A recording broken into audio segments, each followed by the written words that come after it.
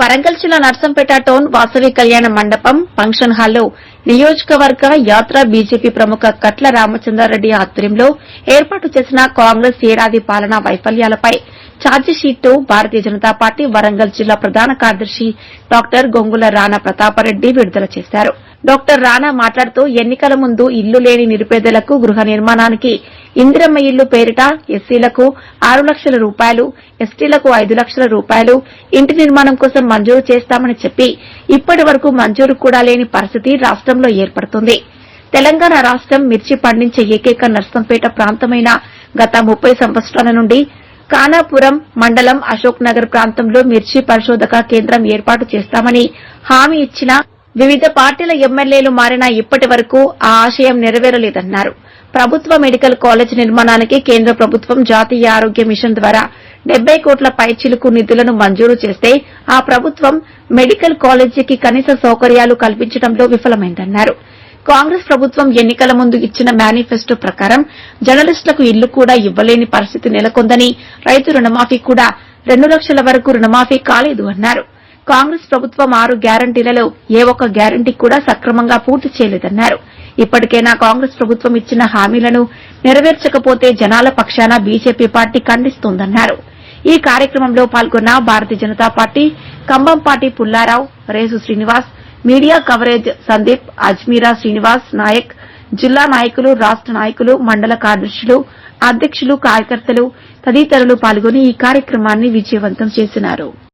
అదేవిధంగా నర్సంపేట నియోజకవర్గం తరఫున నుంచి పోటీ చేసినటువంటి ఖమ్మంపాటి పుల్లారావు గారికి, అదేవిధంగా నియోజకవర్గ కన్వీనర్ వెన్నపల్లి నరసింహారావు గారికి, ఈ యాత్ర ప్రముఖ మిత్రులు రామచంద్రారెడ్డి గారికి, జిల్లా ఉపాధ్యక్షులు అజ్మీరా శ్రీనివాస్ గారికి, కౌన్సిలర్లకు, అదేవిధంగా జిల్లా కార్యదర్శి తిరుపతి రాధాకృష్ణ గారికి, ఉండబడినటువంటి కౌన్సిలర్లు, మన నర్సంపేట పట్టణ కౌన్సిలర్లు అందరికీ కూడా, అదేవిధంగా మండల అధ్యక్షులకు, సీనియర్ నాయకులందరూ కూడా పేరు పేరున ఈనాటి సమావేశ నమస్కారాలు తెలియజేసుకుంటున్నాను. ముందుగా తెలంగాణ ఉద్యమం ఉవ్వెత్తున లేచినటువంటి సందర్భంగా అనేక ఉద్యమాల ఫలితంగా మనకు తెలంగాణ రాష్ట్రాన్ని సాధించుకున్న తర్వాత 2014లో అప్పుడు టీఆర్ఎస్ ప్రభుత్వాన్ని ఎన్నో ఆశలతో ఏర్పాటు చేసుకునేది తెలంగాణ సమాజం. ఆ తర్వాత టీఆర్ఎస్ ప్రభుత్వము 2 పర్యాయాలుగా ఈ రాష్ట్రాన్ని పరిపాలించి, ఈ రాష్ట్రాన్ని అప్పుల పాలు చేసి, ఈ రాష్ట్రాన్ని అధోగతి పాలు చేసినటువంటి సందర్భంలో ప్రత్యామ్నాయ పరిస్థితులు లేక 2023 సంవత్సరంలో జరిగినటువంటి అసెంబ్లీ ఎన్నికలలో కాంగ్రెస్ పార్టీని తెలంగాణ ప్రభుత్వము ఎన్నుకోవడం జరిగింది. ఈ సందర్భంగా ఈ తెలంగాణ ప్రభుత్వము ఏర్పాటు చేయడం కోసం, తెలంగాణ ప్రభుత్వం ఏర్పాటయ్యేటువంటి క్రమం లోపల తెలంగాణ రాష్ట్ర అప్పుడు పిసిసి అధ్యక్షుడిగా ఉండబడినటువంటి ఈనాటి ముఖ్యమంత్రి గౌరవ రేవంత్ రెడ్డి గారు తన పిసిసి అధ్యక్షుడిగా ఉండబడినటువంటి క్రమంలో ఇచ్చినటువంటి ఎన్నికల మేనిఫెస్టోలో ఎన్ని రకాలైనటువంటి హామీలు ఇచ్చిళ్ళు, ఎన్ని రకాలైనటువంటి అబద్దాలు చెప్పిళ్ళు. ఇలా ఈ సంవత్సర కాలంలో జరుగుతున్నటువంటి ఉత్సవాలు మేము చాలా చేసినాము, ఇచ్చినటువంటి హామీలన్నీ కూడా నెరవేర్చినాము అని చెప్పి ఇలా ఉత్సవాలు చేసుకుంటున్నారు. అంటే దీన్ని చూసి ఎందుకు ఉత్సవాలు చేసుకుంటారని చెప్పి ఈ తెలంగాణ ప్రజలు నిలదీసేటువంటి సందర్భం వచ్చింది. ఎందుకంటే 6 హామీలు ఇచ్చిళ్ళు, 66 అబద్దాలు ఆడింది. అంటే 6 ప్రధాన హామీలు ఇచ్చిళ్ళు, 66 ఉప హామీలు ఇచ్చింది. ఏ ఒక్క హామీ కూడా నెరవేర్చినటువంటి సందర్భాలు లేవు. ఆయన మేనిఫెస్టో విడుదల చేసుకుంటే ఏమన్నాడంటే, ఈ తెలంగాణ సమాజానికి ఈ కాంగ్రెస్ పార్టీ ఇచ్చేటువంటి మేనిఫెస్టో అనేది ఒక బైబిల్ లాంటిది, ఒక భగవద్గీత లాంటిది, ఒక ఖురాన్ లాంటిది, కాబట్టి ఇదే మొత్తం ప్రామాణికం అని చెప్పి ఆయన చెప్పుకోవడం జరిగింది అప్పుడున్నటువంటి పిసిసి అధ్యక్షుడు. మేము అడుగుతా ఉన్నాం భారతీయ జనతా పార్టీ తరఫున, ఈ రోజు నువ్వు సంవత్సర కాలం పూర్తి చేసుకుని ఉత్సవాలు చేసుకుంటున్నావు కదా, మరి నువ్వు ఏం చేసినావు అని చెప్పి ఈరోజు ఛార్జ్ షీట్ తీసుకొచ్చి ఛార్జ్ షీట్ ప్రజల ముందు పెడతా ఉన్నాం. కొన్ని విషయాలను ఈ సందర్భంగా ప్రస్తావిస్తా. ప్రతి ఏరియాకు పోయిన తర్వాత, ప్రతి జిల్లా కేంద్రానికి పోయిన తర్వాత, ప్రతి బహిరంగ సభ లోపల ఆయన డిక్లరేషన్లను డిక్లేర్ చేయడం జరిగింది. ప్రతి ఒక్క ప్రాంతంలో వరంగల్కి వచ్చి రాహుల్ గాంధీని తీసుకొచ్చి రైతు డిక్లరేషన్ పేరు మీద ఆయన డిక్లరేషన్ చేసింది.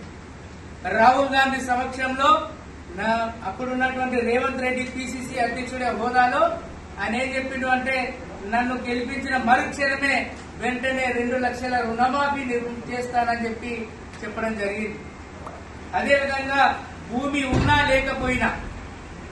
ఉన్నా లేకపోయినా రైతులందరికీ కూడా పెట్టుబడి సాయంగా ఇందిరమ్మ పెట్టుబడి సాయం పేరు మీద 15,000 రూపాయలు ప్రతి సంవత్సరానికి ఇస్తానని చెప్పడం జరిగింది. మరి రైతు రుణమాఫీ జరిగిందా? పెట్టుబడి సాయంగా 15,000 ఇచ్చిందా అనేటువంటి విషయాన్ని ఒకసారి అందరి ముందు మేము ప్రశ్నిస్తా ఉన్నాం. అదేవిధంగా బీసీ డిక్లరేషన్ పేరు మీద కామారెడ్డిలో సమావేశం పెట్టిండు. అదేవిధంగా మైనార్టీ డిక్లరేషన్ పేరు మీద పెట్టిండు. ఆ తర్వాత అనేక హామీలు ఇచ్చిండు. ఇలా విలేకరులకు కూడా 5 లక్షల రూపాయలు ఇస్తామని చెప్పిండు. ఇంటికి సంబంధించినటువంటి 250 గజాల స్థలాన్ని ఇస్తామని చెప్పిండు. ఎక్కడ కూడా ఇచ్చినటువంటి పరిస్థితి లేదు.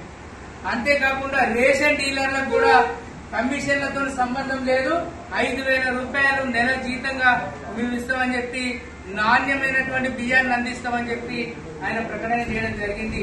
ఇవాళ రేషన్ షాపులలో బియ్యం పెట్టుకున్నదని మీ అందరికీ తెలుసు. సన్న బియ్యం ఇస్తారన్నాడు, మొన్నటి వరకేమో జనవరి ఇస్తా అన్నాడు, ఇవాళేమో ఉగాది అని చెప్తాడు.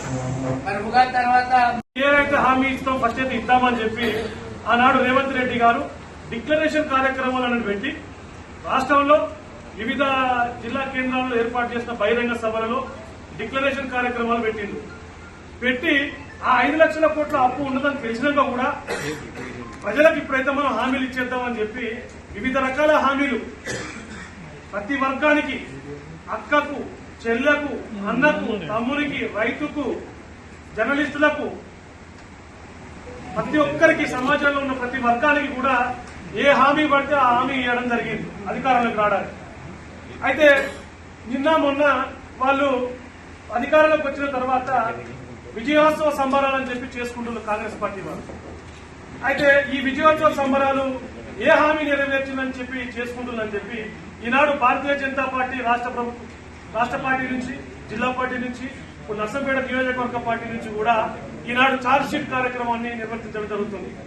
ముఖ్యంగా రాష్ట్రంలో వివిధ రకాలు, ముఖ్యంగా ఇక్కడ ఉన్న అన్ని వర్గాలు, ఇక్కడ ఒక వ్యాపారవేత్త ఉండొచ్చు, ఒక విలేకరి ఉండొచ్చు, ఒక రైతు ఉండొచ్చు, ఒక షాప్ పెట్టుకునే వాళ్ళు ఉండొచ్చు. అన్ని కుటుంబాలు కూడా 99% వ్యవసాయానికి సంబంధించిన కుటుంబాలే ఉన్నాయి రాష్ట్రంలో. ముఖ్యంగా ఈనాడు వ్యవసాయానికి సంబంధించి గత 10 సంవత్సరాలు రైతు బంధు వచ్చింది. ఆ రైతు బంధును కూడా రైతు భరోసాగా మారుస్తారని చెప్పి 7,500 ఇస్తారని చెప్పి ఆ భరోసాను కూడా ఇవ్వకుండా ఈనాడు బోనస్ ఇస్తామని చెప్పి, ఒకటి రైతులకు అది అన్యాయం, తీరని అన్యాయం జరుగుతుంది. 2, ఏదైతే ఈ రోజు సన్న వడ్లకే బోనస్ ఇస్తామని చెప్పి మిగతా వడ్లకి ఇవ్వమని చెప్పి ఆ కండిషన్స్ పెట్టి కూడా ఆ రైతులకు వచ్చే బోనస్లను కూడా ఈనాడు కొనుగోలు కేంద్రాల కాడ ఎంత అన్యాయం జరుగుతుందో ఈ మీడియా మిత్రులు కానీ ఈనాడున్న పార్టీ మిత్రులు అందరూ చూడడం జరుగుతుంది. మరి నియోజకవర్గం దగ్గరికి వస్తే ఇదే రైతులకు సంబంధించిన అంశం గురించి నర్సంపేట నియోజకవర్గ రైతులకు తీవ్ర అన్యాయం జరిగింది ఎప్పుడనంటే 2012-13 సంవత్సరం. ఆనాడు కాంగ్రెస్ పార్టీ ప్రభుత్వం అధికారంలో ఉంది. ఆనాడు ఇక్కడ టీడీపీ పార్టీకి సంబంధించిన ఎమ్మెల్యే అధికారంలో ఉన్నారు. మరి ఆనాడు ఏదైతే పాకాల సబ్ కెనాల్స్, పాకాల చెరువుకు ఇప్పుడు మళ్ళా తర్వాత వచ్చిన శాసనసభ్యులు నేను పాకాల చెరువుకు నీళ్లు తీసుకొచ్చిన చెప్పి చెప్పడం జరిగింది. ఆ తీసుకొచ్చిన నీళ్లు చివరి ఆయకట్టు రైతుకు అందుతున్నాయా అంటే ఏ ఆయకట్టు రైతుకు అందుతలేదు. ఎందుకంటే 2012-13 ఎప్పుడైతే ఈ పాకాల సబ్ కెనాల్స్ నిర్మించిందో వాటి విడ్త్ పెద్దగా ఉంటే వాటిని చాలా చిన్నగా చేసి మరి ఎవరి లబ్ధి కోసం చేసిందో. ఎందుకంటే ఇక్కడ ఆనవాయితీ అయిపోయింది. ఏ నాయకుడు వచ్చినా గానీ పాకాలను సెంటిమెంట్ గా చూపెట్టి రైతు కుటుంబాలందరి దగ్గర నుంచి కూడా ఓట్లు వేయించుకున్న ఘనత మన 3 శాసనసభ్యులకు ఉన్నది. నర్సంపేట నియోజకవర్గం నుంచి వచ్చిన 3 శాసనసభ్యులకు. మరి రైతులకు తీవ్ర అన్యాయం ఈనాడు. ఆయకట్టు రైతులకు, కొత్త రైతులకు నీళ్లు వస్తున్నాయంటే ఒక్క చుక్క రైతు కూడా వస్తలేవు, నీళ్లు కూడా వస్తలేవు. దానికి ముఖ్య కారణం 2012-13 సంవత్సరంలో నిర్మించిన పాకాల సబ్ కెనాల్స్, దీని గురించి కూడా ఒక ఎంక్వైరీ కమిషన్ వేయాలని చెప్పి ఈ సందర్భంగా కోరుతున్నాం. ఎందుకంటే ఆ సబ్ కెనాల్స్ సుమారు 40 ఫీట్లు ఉండే కెనాల్స్ ఈనాడు 14-15 ఫీట్లకు కుదించబడ్డాయి. రైతులు మిగతా సందర్భాలలో కూడా ఇక్కడ ఏ శాసనసభ్యుడు గెలిస్తే ఆ శాసనసభ్యుడి దగ్గరకు వచ్చి నర్సంపేట నియోజకవర్గంలో మా కాలువల నుంచి నీళ్లు వస్తలేవని చెప్పి మాట్లాడితే కాలువల మెయింటెనెన్స్ లేదు. 10 సంవత్సరాలు రైతు ప్రభుత్వాన్ని బీఆర్ఎస్ పార్టీ మాట్లాడింది. తర్వాత ఇప్పుడు కాంగ్రెస్ ప్రభుత్వం ఇక్కడ కాంగ్రెస్ ఎమ్మెల్యే గెలవడం జరిగింది. మరి ఈ సంవత్సర కాలంలో కూడా అన్న ఉన్న గుర్రముడెక్క తీసినందుకు కూడా ₹1 ఇచ్చిన సందర్భం లేదు. ఇది లోకల్ నర్సంపేట నియోజకవర్గ రైతులు, జాలబంధం కాలువ కింద ఉన్న రైతులు, పస్తూరు కాలువ కింద ఉన్న రైతులు, ముఖ్యమైన వాళ్ళ రైతుల యొక్క కోరిక ఏంటిదనంటే మెయింటెనెన్స్ లేదు, కాలువల మెయింటెనెన్స్ లేదు. ఐబీ డిపార్ట్మెంట్ దగ్గరికి పోయి అడిగితే మాకు బిల్లులు లేవు, కాలువల మెయింటెనెన్స్ లేవంటారు. మరి ఆ నాయకుడు నేను ఇన్ని కోట్లు పెట్టి గోదావరి పాకాల తీసుకొచ్చిన అంటారు. మరి ఇంకో నాయకుడు వచ్చి మీ సబ్ కెనాల్స్ నిర్మించడం అంటారు. మరి చివరి ఆయకట్ట రైతులు మాత్రం నీళ్లు అందింది లేదు. ఇది రైతుల గురించి. మరి యువకులకు ముఖ్యంగా రాష్ట్ర ప్రభుత్వం ముఖ్యంగా నిరుద్యోగ వృత్తి ఇస్తా అని చెప్పారు, ₹4,000 ఇస్తా అని చెప్పారు. అక్క చెల్లెళ్లకు ల్యాప్టాప్లు ఇస్తా అని చెప్పారు, స్కూటీలు ఇస్తా అని చెప్పారు, ₹2,500 ఇస్తా అని చెప్పారు. మరియు పెళ్లి జరిగినప్పుడు తులం బంగారం ఇస్తామని చెప్పింది. ఆ తర్వాత యువకులకు అక్క చెల్లెల తర్వాత మహిళలకు వృద్ధులకు చూసుకుంటే కూడా ఈనాడు వృద్ధాప్య పెన్షన్ ₹4,000 ఇస్తామని చెప్పి చెప్పడం జరిగింది ఎలక్షన్ హామీలో. మరి ఆ హామీ ఈనాటి వరకు ఒక్క వృద్ధునికైనా ఒక్క పెద్దలకైనా ఎవరికైనా ₹4,000 ఇచ్చిన దాఖలా పోలేదు. మరి ఊళ్ళల్లో ఈనాడు పెద్దలు నిలదీస్తారు, వాడలలో గాని కాలనీలలో గాని ఏవేంది బిడ్డ మా 4,000 ఇస్తా అని చెప్పి మరి సంవత్సరం అవుతుంది, మరి మీకు సీమ పుట్టినట్టు కూడా అయితలేదు అని చెప్పి అలా ప్రశ్నిస్తాను. మా దగ్గరికి కూడా కొన్ని లెటర్స్ తీసుకొని రావడం జరిగింది. ఇలా ఇంకా పోతే నర్సంపేట నియోజకవర్గానికి సంబంధించిన ₹67,50,00,000 నేషనల్ హెల్త్ మిషన్ NHM ద్వారా కేంద్ర ప్రభుత్వం నరేంద్ర మోడీ గారి ఆధ్వర్యంలో ఉన్న కేంద్ర ప్రభుత్వం నర్సంపేట నియోజకవర్గానికి ఇవ్వడం జరిగింది ₹67 కోట్ల. మరి ఆ ₹67 కోట్ల ఈనాడు నర్సంపేట నియోజకవర్గంలో పెద్దలు ఈ సందర్భంగా నర్సంపేట నియోజకవర్గంలో ఒక పెద్దల గురించి గుర్తు చేసుకోవాలి, దుడ్డమోహన్ రావు గారి గురించి. ఆనాడు ఆయన దాతృత్వంతో అక్కడ 20 ఎకరాల 19 ఎకరాల చిల్లర భూమి కార్యక్రమానికి అధ్యక్షత వహిస్తున్నటువంటి జిల్లా ప్రధాన కార్యదర్శి రాణా ప్రతాప్ రెడ్డి గారికి, కార్యక్రమ ప్రముఖ రామచంద్రారెడ్డి గారికి, కన్వీనర్ నర్సీరావు గారికి, ఉపాధ్యక్షులు శ్రీనివాస్ గారికి, ఉపాధ్యక్షులు అజీర్ రసీద్ గారికి, వీరన్న గారికి, కౌన్సిలర్లకు, ప్రతి మండలాధ్యక్షులకి, ప్రతి కుటుంబ సభ్యులకి ఈ కార్యక్రమానికి స్వాగతం తెలియజేస్తూ, ముఖ్యంగా ఈ కార్యక్రమానికి చేసిన ఎలక్ట్రానిక్ అండ్ ప్రింట్ మీడియా సోదరులందరికీ కూడా భారతీయ జనతా పార్టీ నర్సంపేట నియోజకవర్గం తరఫున స్వాగతం మరియు కృతజ్ఞతలు తెలియజేస్తున్నారు. గత సంవత్సరం కాలం వరకు కూడా టీఆర్ఎస్ పరిపాలన తర్వాత ప్రజలు కాంగ్రెస్ పార్టీకి పట్టం కట్టడం జరిగింది. ఈ కాంగ్రెస్ పట్టం కట్టిన తర్వాత కూడా భారతీయ జనతా పార్టీ ఏ ప్రభుత్వం వచ్చినా కూడా ఖచ్చితంగా 1 సంవత్సరం వేచి చూడాలనేటువంటి ఆలోచన విధానంతో 1 సంవత్సరం కాలం పాటు ప్రభుత్వానికి అవకాశం ఇవ్వడం జరిగింది. ఎందుకంటే రేవంత్ రెడ్డి గారు హామీలు ఇచ్చిన సందర్భంలోనే భారతీయ జనతా పార్టీ మేనిఫెస్టో తయారు చేసేటువంటి కాలంలో ఆచితూచి ఆలోచన చేసి ఇవ్వాలనేటువంటి సందర్భాలు ఎన్నికల సమయంలోనే మేమందరం కూడా తెలియజేయడం జరిగింది. కానీ ఆనాడు రేవంత్ రెడ్డి ప్రతి సమావేశంలో కూడా 100 రోజుల్లో ప్రతి కార్యక్రమాన్ని 6 గ్యారంటీలు, 66 హామీలు, అదేవిధంగా 66 మోసాలతోటి ప్రజల్ని మెప్పించి, అంటే అబద్దాలను కూడా నిజాలు అనేటువంటి క్రమంలో ఆయన మెప్పించి ప్రజల్ని మోసం చేసినటువంటి సందర్భం మనందరం కూడా తెలిసినటువంటి విషయమే. ఏదో విధంగా అధికారంలోకి వచ్చారు, వారికి ఆ రోజు ఆర్థిక పరిస్థితి తెలుసు. మీరందరూ కూడా గత 2 రోజుల నుంచి చూస్తున్నారు.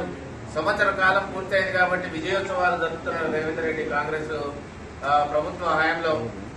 ఏ ముఖంతో మీరు విజయోత్సవాలు పేరిట ఉత్సవాలు జరుపుతున్నారు, ప్రజాధనాన్ని దుర్వినియోగం చేస్తున్నారు అనేటువంటి సందర్భాన్ని మేము భారతీయ జనతా పార్టీ తరఫున డిమాండ్ చేసి ప్రజల పక్షాన్ని అడుగుతున్నాం. మీరిచ్చిన ఏ ఒక్క హామీ అయినా ఏ ఒక్క హామీ అయినా, ఒకటి కాదు ఏ ఒక్క హామీ అయినా పరిపూర్ణంగా ప్రజలకు చేరిందా అనేటువంటి విషయాన్ని మీరు కాంగ్రెస్ నాయకులు గాని, కాంగ్రెస్ లో పనిచేసేటువంటి ప్రస్తుతం పనిచేస్తున్నటువంటి మంత్రులు గాని విచక్షణతో ఆలోచన చేయాల్సినటువంటి అవసరం ఉంది. ఒక్క హామీ కూడా దాదాపుగా సాధారణంగా ఉన్నటువంటి ధరణి కార్డు నుంచి సోదరుడు చెప్పినట్లుగా ఒక్క రేషన్ కార్డు అన్న మీరు విడుదల చేశారా? లేదా ఇందిరమ్మ పథకంలో 4 లక్షల గృహాలు మీరు ఇస్తా అన్నారు, ఒక్క ఇంటికన్నా దానికి సంబంధించి మీరు శంకుస్థాపన చేశారా అనేటువంటి సందర్భాన్ని ఈ సందర్భంగా భారతీయ జనతా పార్టీ తరఫున డిమాండ్ చేస్తా ఉన్నాం. అదేవిధంగా రైతులకు ఇచ్చేటువంటి రైతులు కానీ రైతు బంధును తీసేసి 5,000 నుంచి 7,500 చేసి దాన్ని కూడా సక్రమంగా లేకుండా ఇంకా పైపెచ్చి చేయమంటారంటే రైతు ప్రభుత్వం, రైతు సంక్షేమ ప్రభుత్వం అంటున్నారు. కానీ ఒక్కసారి ఆలోచన చేయండి. బీఆర్ఎస్ పరిపాలనలో ఒక రకంగా, అదేవిధంగా కాంగ్రెస్ పరిపాలన వచ్చిన తర్వాత కూడా ప్రజల స్థితి, రైతుల స్థితి ఏ విధంగా అయిందంటే పొయ్యి మీద నుంచి పెనం మీద పడిన విధంగా ఈరోజు రైతులు ఆత్మహత్యలు చేసుకున్నటువంటి సందర్భాలు మనం అందరం చూసాం. అదేవిధంగా వర్షాల సమయంలో కూడా రైతుల్ని కనీసం ఆదుకునేటువంటి పరిస్థితి ఉన్నది. ధరణి పేరిట ఎంతో మంది రైతులు కూడా ఆత్మహత్య చేసుకున్నటువంటి సందర్భాలు ఉన్నాయి. కాబట్టి ప్రజల్ని ఎన్నికల వాగ్దానాల్లో భాగంగా మీరు ఎన్నిసార్లు మోసం చేశారనేటువంటిది ప్రజలు ఆలోచన చేస్తున్నారు.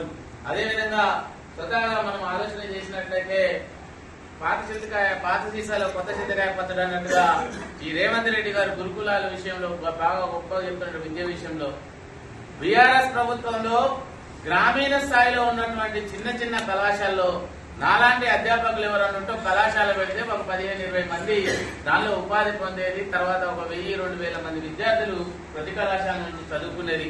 కానీ బీఆర్ఎస్ ప్రభుత్వం వచ్చిన తర్వాత విద్యా విధానాన్ని సమూలంగా నాశనం చేసింది తెలంగాణలో. ఆ నాశనం చేసిన దాన్ని కనీసం కూడా కంటికి కనపడద్దు అని ఈ రోజు గురుకులాల్లో ఏర్పాటు చేసిన వాళ్ళు ఈ రోజు గురుకులాల్లో పిల్లలు చనిపోయేటువంటి పరిస్థితులు కూడా మనందరం చూస్తున్నాం.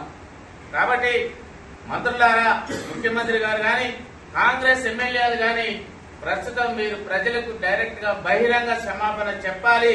మీరు చేసుకోవాల్సింది విజయోత్సవాలు కాదు, ఆత్మ పరిశీలన అనేటువంటి విషయాన్ని మీరు ఏమైతే హామీ ఇచ్చారో ప్రజలకి ఆ హామీలన్నీ కూడా మీరు నెరవేర్చిన తర్వాతనే విజయోత్సవాలు జరుపుకోండి. ప్రజలు ఇప్పటికే చాలా ఇబ్బందులు ఉన్నారు. అదేవిధంగా మన నర్సంపేట ప్రాంతాన్ని, నియోజకవర్గాన్ని మనం పరిశీలన చేసినట్లయితే దాదాపుగా మున్సిపాలిటీలో 3,60,00,000 నిధులు విడుదలై కూడా 6 నెలలైంది. ప్రతి వార్డుకు కూడా విడుదలై కూడా ఆ 6 నెలలకు సంబంధించినటువంటి ఏ ఒక్క పని కూడా ఇంతవరకు ప్రారంభించలేదు. ఆ కాంట్రాక్ట్ ఎవరు తీసుకున్నారనేటువంటి విషయం కూడా మా అందరి తరఫున మీ ద్వారా ప్రజల దృష్టికి తీసుకువెళ్ళవలసిందిగా మీ అందరూ కూడా విజ్ఞప్తి చేసుకుంటున్నాం.